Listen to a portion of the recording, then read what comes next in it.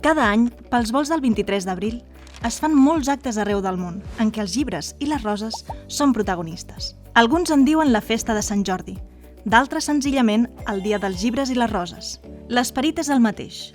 És una tradició catalana que s'està escampant per tot el món, consistent en regalar llibres i roses a qui tens estima. La festa se celebra principalment allà on hi ha catalans, però no només.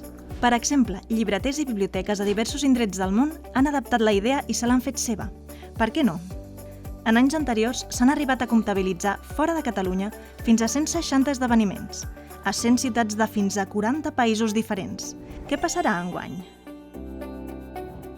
Tots aquests actes no serien possibles sense una gran diversitat d'organitzadors, molts d'ells voluntaris, entre els quals hi ha les delegacions del Govern de la Generalitat de Catalunya, oficines d'acció, lectorats de l'Institut Ramon Llull, l'Agència Catalana de Turisme, la gran diversitat de comunitats catalanes a l'exterior, ciutadans individuals o senzillament biblioteques, llibreries o altres entitats o empreses que ho consideren una idea atractiva.